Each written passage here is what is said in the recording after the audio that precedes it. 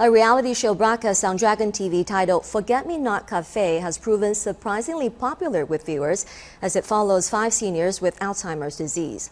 They work in a restaurant and discuss how their work and talking to others relieves their symptoms.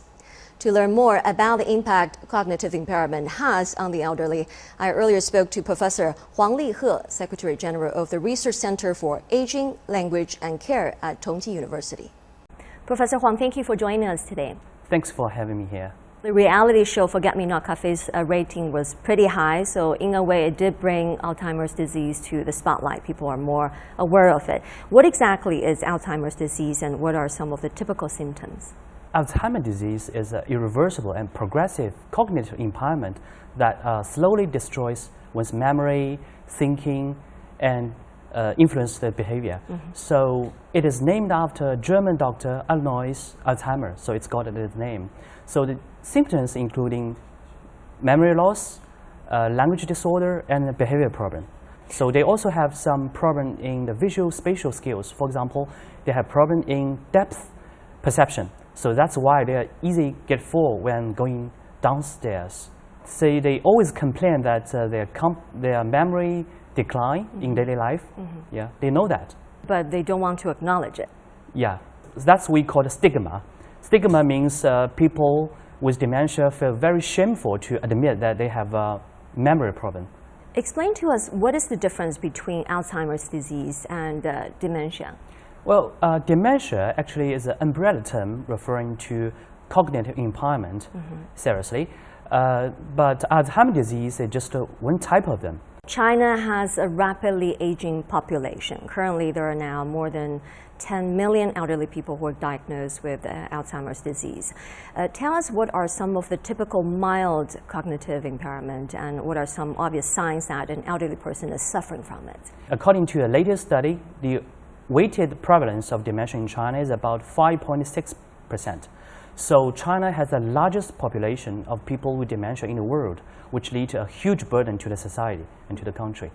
How early you could have the symptoms of mild cognitive impairment? Yes, actually people in late stage of their middle age are suggested to pay great attention to their cognitive health, like 55 or 60. So people should notice that what have changed in their speaking and their daily behaviors. All these are related to their cognitive health. How will age affect persons' language ability in terms of reading, listening, hearing, and writing? As we know, most people suffering from hearing loss or hearing decline, so they will find it's very difficult to listen to carefully with their conversation partner in a noisy environment.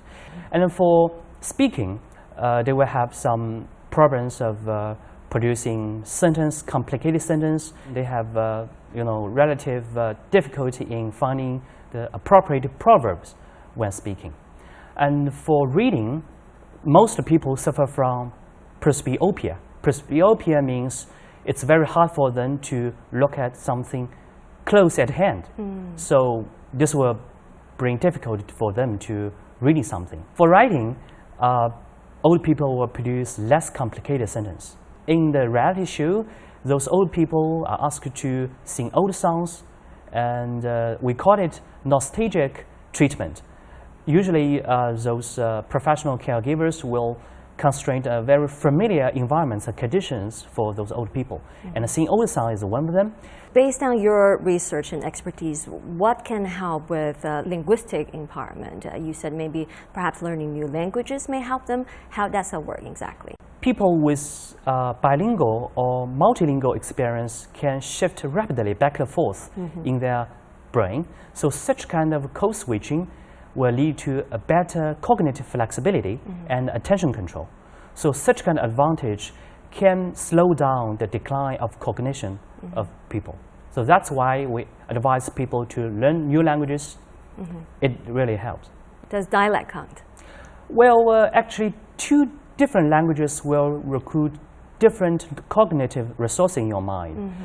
The more different 2 languages are, the better the effect is. Do you have any recommendations on how they learn new languages? Go to seniors universities or download an app, or what has proven effective for you? Our team have been developing a series of courses for successful aging. Through English learning, they can have some social engagement, they can talk to each other, they can communicate to each other, which will activate their brain, they stay their brain active.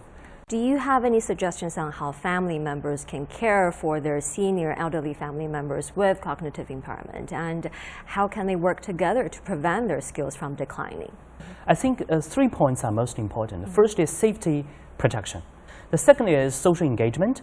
We should encourage them to have some social activities. And the third one is cognitive intervention. As just I said, we should keep our mind active. We can encourage our old people to learn something new. Well, thank you very much for sharing insight with us today. My pleasure. Remember me, though I have to say goodbye. Remember me, don't let it make you cry. For even if I fall away, I hold you in my heart.